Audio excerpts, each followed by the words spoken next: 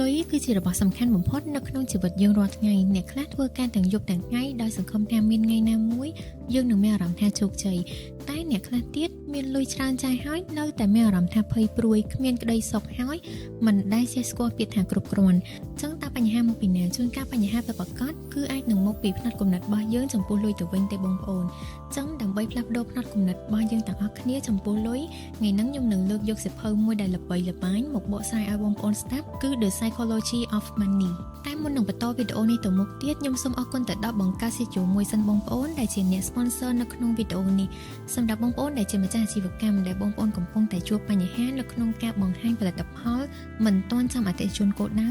បងប្អូនត្រូវការអ្នកជួយនៅក្នុងការផលិត content ឲ្យទាក់ទាញធ្វើទីផ្សារនិងកសាងអត្តសញ្ញាណ brand ខ្លួនឯងឲ្យកាន់តែរឹងមាំបងប្អូនអាចតាក់ទងប្រឹក្សាជាមួយពួកគាត់បានណាខ្ញុំនឹងដាក់ព័ត៌មានបន្ថែមរបស់ពួកគាត់នៅក្នុង description នៅខាងក្រោមនៅក្នុងវីដេអូនេះខ្ញុំនឹងលើកយក6ចំណុចដែលជាមេរៀនដ៏មានតម្លៃខ្លាំងនៅក្នុងសៀវភៅនេះមកបកស្រាយទៅឲ្យបងប្អូនទាំងអស់គ្នាស្ដាប់ចំណុចទី1គឺគ្មានអ្នកណាឈួតទេ No one is crazy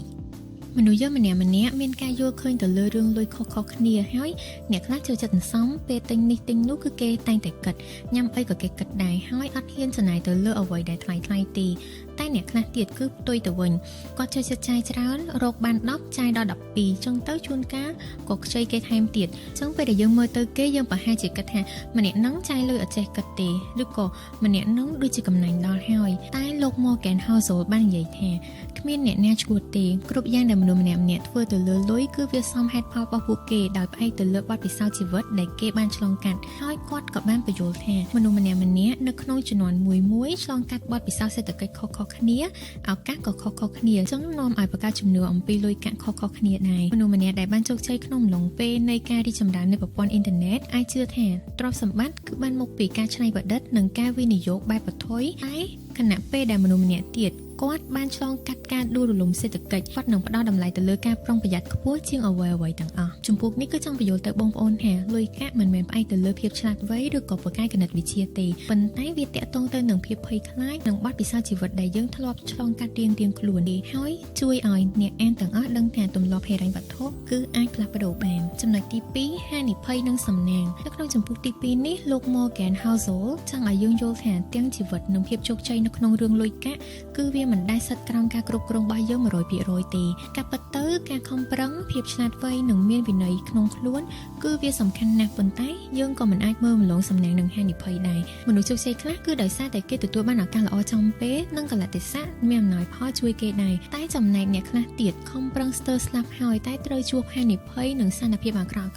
រារាំងគាត់ទៅវិញប៉ុន្តែវាមិនមែនមានន័យថាជោគជ័យរបស់បងប្អូនគឺផ្អែកទៅលើសំណាងនិងហានិភ័យទាំងស្រុងទេគោលបំណងពិតប្រាកដនៅក្នុងជំពូកនេះគឺចង់បរៀនឲ្យយើងស្គាល់ការដាក់ខ្លួនវាជួយឲ្យយើងមិនអួតក្អេងក្អាងនៅពេលដែលយើងជោគជ័យហើយក៏មិនអស់សង្ឃឹមនិងបាក់ទឹកចិត្តពេលដែលបរាជ័យដែរព្រោះលទ្ធផលនៅក្នុងជីវិតយើងវាកើតចេញពីទាំងការខំប្រឹងរបស់យើងផងនិងព្រឹត្តិការណ៍ផ្សេងៗដែលយើងមើលមិនឃើញជុំវិញខ្លួនយើងផងមេរៀនមួយទៀតគឺដោយសារតែអនាគតយើងទីមិនត្រូវទេអញ្ចឹងយើងគួរតែផ្ដោតទៅលើអ្វីដែលយើងអាចគ្រប់គ្រងបានវិញល្អជាងចំណុចទី3មិនស្គាល់ពាក្យថាគ្រប់គ្រាន់មនុស្សជាច្រើនកំពុងតែបំផ្លាញទាំងក្តីសុខទាំងទំនាក់ទំនងនិងរឿងលុយកាក់របស់ខ្លួនឯងដោយសារតែចង់បានថែមរហូតទាំងដែលមិនដែលដឹងថាប៉ុន្មានទៅវាល្មមសម្រាប់ខ្លួនឯងនៅក្នុងសង្គមយើងរាល់ថ្ងៃមនុស្សយើងចេះតែប្រៀបធៀបខ្លួនឯងជាមួយនឹងអ្នកដទៃអត់ចេះឈប់ពេលដែលយើងជោគជ័យបានមួយកម្រិតហើយយើងភ្លេចខ្លួនទៅមើលអ្នកផ្សេងដែលគេមានលុយច្រើនជាងគេមានឋានៈខ្ពស់ជាងឬក៏គេកំពុងតែរស់នៅក្នុងជីវិតដែលលួចឆាយជាងយើងហើយដោយសារតែការប្រៀបធៀបអត់ចេះចប់នឹងហើយធ្វើឲ្យចំណងយើងចេះតែមានអត់ឈប់ដែរអ្នកនិពន្ធប្រាប់ថាការដេញតាមបែបហ្នឹងគឺវាគ្រោះថ្នាក់ខ្លាំងណាស់ជាពិសេសពេលដែលយើងមានគ្រប់គ្រាន់ហើយនៅតែប្រហើនទៅប្រថុយប្រឋានខ្លាំងៗដើម្បីចង់បានថែមទៀត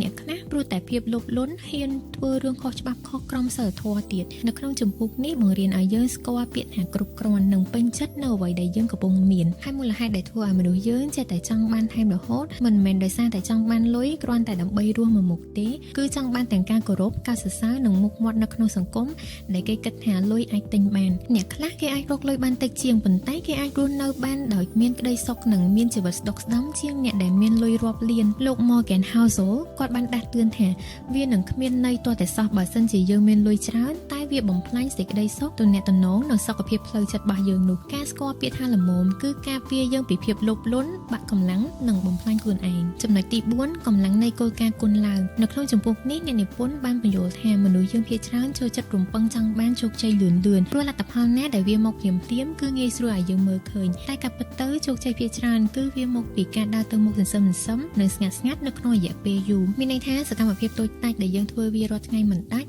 យូរទៅវានឹងបង្កើតជាលទ្ធផលធំធេងហើយនៅក្នុងសភៅនេះគាត់បានលើកយកឧទាហរណ៍ឲ្យយើងងាយមើលឃើញគឺការសន្សំលុយម្ដងតិចឲ្យបានទៀងទាត់ត្បូងមើលទៅដូចជាគ្មានអីគួរឲ្យរំភើបសោះរាប់ឆ្នាំត្បូងលទ្ធផលវាដូចជាទាបពេករហូតដល់យើងមានអារម្មណ៍ថាវាគ្មានន័យអីទាល់តែសោះតែគោលការណ៍គុណឡើងនេះវាដើរតួដូចជាដុំតកដែលយើងបន្លំពីលើកំពូលភ្នំមកចឹងត្បូងឡើយវារំកិលខ្លួនយឺតមើលសឹងតែអត់ដឹងថាវាធំជាងមុនទេតែដល់ពេលដែលវាធ្លាក់មកកាន់តែឆ្ងាយវានឹងស្រូបយកតកផ្សេងទៀតរហូតក្លាយជាដុំតកយក្សរឿងលុយកាក់ក៏ចឹងដែរលុយបង្កើតបានជាការប្រាក់ហើយការប្រាក់ហ្នឹងក៏បង្កើតបន្ថែមជាការប្រាក់បន្តទៀតរហូតដល់ចំណុចមួយវានឹងហក់ឡើងខ្លាំងមនុស្សយើងមិនសូវអត់ធ្មត់ជាមួយនឹងគោលការណ៍ហ្នឹងទេព្រោះខួរក្បាលយើងពីធម្មជាតិមកគឺចង់ឃើញលទ្ធផលភ្លាមពេលដែលមនុស្សយើងចាប់ដើមវិនិយោគចាប់ដើមរៀនជំនាញថ្មីចាប់ដើមអាជីវកម្មគឺពួកគាត់ច្រើនតែបោះបង់ចោលកណ្ដាលទីព្រោះតែលទ្ធផលត្បូងវាដូចជាតូចតាចពេកហើយអ្វីដែលមនុស្សយើងភាគច្រើនភ្លេចគិតនោះគឺរង្វាន់ធំបំផុតគឺវាតែងតែលេចចេញនៅ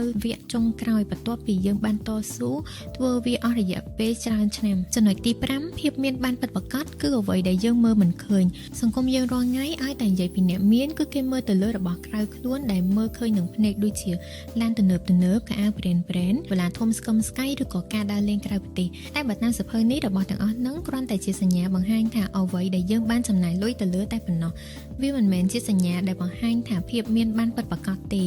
ទ្រព្យសម្បត្តិពិតប្រាកដគឺវាលាក់ខ្លួនដែលយើងមើលមិនឃើញទេដូចជាការសន្សំលុយជាលុយវិនិយោគជាអាជីវកម្មដែលកំពុងតែរីកលូតលាស់សន្សឹមនៅពីក្រោយខ្នងអ្នកនិពន្ធគាត់បានអះអាងថាមនុស្សជាច្រើនរាល់ថ្ងៃសុខចិត្តចាយលុយដើម្បីធ្វើខ្លួនឲ្យមើលទៅដូចជាអ្នកមានជាងការធ្វើជាអ្នកមានពិតប្រាកដកម្លាំងផ្លូវចិត្តដ៏សំខាន់នៅក្នុងជំពូកនោះគឺចង់ប្រាប់ថាមនុស្សយើងខ្សោយខាងមើលធ្លុះនៅទ្រព្យសម្បត្តិដែលមើលមិនឃើញនឹងណាពេលដែលអ្នកណាម្នាក់ទិញឡានស៊េរីទំនើបគឺដឹងតែគេចាប់អារម្មណ៍ភ្លាមហើយដូចទៅវិញអត់មានអ្នកណាគេទៅចាប់អារម្មណ៍ជាមួយនឹងមនុស្សម្នាក់ដែលសុខចិត្តយកលុយនឹងទៅវិនិយោគស្ងាត់អត់ព្រមចាយវាយអីទេហើយដោយសារតែបែបហ្នឹងវាក៏คล้ายទៅជាសម្ពាធដែលរុញឲ្យមនុស្សជាច្រើនធ្លាក់ទៅក្នុងអន្ទាក់ចំណូលឡើងហើយចំណាយក៏ឡើងតាមដែរគឺឲ្យតែយើងរកលុយបានកាន់តែច្រើនគឺដឹងតែចាយវាយកាន់តែធំអ្នកខ្លះគាត់រស់នៅបែបធម្មត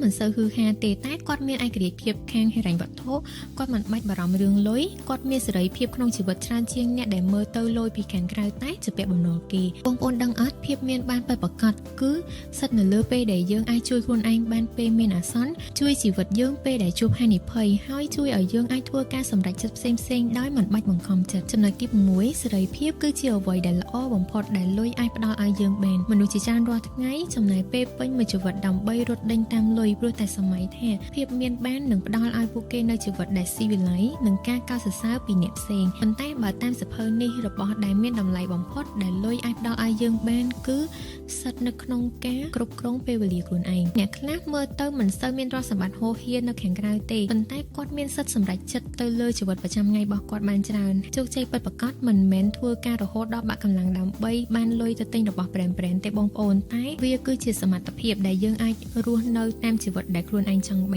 នពាក្យថាសេរីភាពនេះគឺវាមានច្រើនទម្រង់ណាស់បងប្អូនវាអាចជាការសន្សំលុយគ្រប់គ្រាន់ដើម្បីដើរចេញពីកន្លែងធ្វើការដែលយើងអត់ចូលចិត្តវាជាការមានពេលច្រើនជាមួយនឹងគ្រួសារជាការដែលយើងអាចធ្វើអីដែលខ្លួនឯងស្រឡាញ់សេរីភាពខាងផ្លូវចិត្តបែបនេះគឺវាបង្កើតសេចក្តីសុខបានច្រើនជាងការដេញទិញរបស់ក្រៅខ្លួនទៀតហើយចំណុចសំខាន់មួយទៀតគឺសេរីភាពវាមិនមែនកើតឡើងដោយឯងទេវាទាមទារឲ្យយើងចេះរស់នៅបែបសាមញ្ញចេះទប់ចិត្តខ្លួនឯងគោលបំណងចុងក្រោយនៃលុយគឺមិនមែនដើម្បីយកទៅចាយវាយដោយគ្មានឈប់ឈរទេបងប្អូនគឺដើម្បីកសាងជីវិតមួយដែលយើងមានសិទ្ធិជ្រើសរើសដោយខ្លួនឯងថាយើងចង់ធ្វើអីចង់ទៅណាចង់ចំណាយពេលជាមួយអ្នកណាហើយនឹងរស់នៅបែបណាលុយវានឹងមានន័យពិតប្រាកដដរាបណាវាអាចបង្កើតសេរីភាពបែបនឹងឲ្យយើងបានសភៅមួយហ្នឹងគឺចង់ដាស់តឿនយើងថាភាពមានបានពិតប្រាកដពេលខ្លះមិនមែនសិទ្ធិនៅលើរបស់របរដែលនៅខាងក្រៅខ្លួនយើងទេប៉ុន្តែគឺជាភាពដែលស្រឡះនៅក្នុងចិត្តគឺការដែលយើងអាចរស់នៅក្នុងជីវិតដែលយើងចង់បានយើងអាចមានការសម្ សម្រេចចិត្តគ្រប់គ្រងទៅលើជីវិតរបស់ខ្លួនឯងបានអញ្ចឹងមុននឹងសម្រុកដេញរត់ទៅតាមលុយរកឲ្យបានកាន់តែច្រើនដើម្បីចំណាយទៅលើរបស់របរនៅខាងក្រៅខ្លួនជួនកាលមានសំណួរមួយដែលល្អជាងនឹងដែលបងប្អូនអាចសួរខ្លួនឯងវិញថាតើជីវិតបែបណាជាជីវិតដែលយើងប្រាថ្នាចង់បានចង់កសាងវាសម្រាប់វីដេអូនេះគឺខ្ញុំមានតែប៉ុណ្្នឹងទេអរគុណបងប្អូនដែលបានចំណាយពេលវេលាស្ដាប់វីដេអូនេះដល់ចប់ហើយបើសិនជាបងប្អូនពេញចិត្តនឹងវីដេអូនេះបងប្អូនជួយចុច like និង share ខ្ញុំមួយផងណាហើយបងប្អូនកុំភ្លេច subscribe ផងដើម្បីទទួលបានវីដេអូថ្មីៗទៀតទាក់ទងនឹងការចែករំលែកចំណេះដឹងនៅក្នុង Channel Ignite Grow KX អរគុណច្រើនបងប្អូនបាយបាយបងប្អូនយើងនឹងជួបគ្នានៅក្នុងវីដេអូក្រោយៗទៀត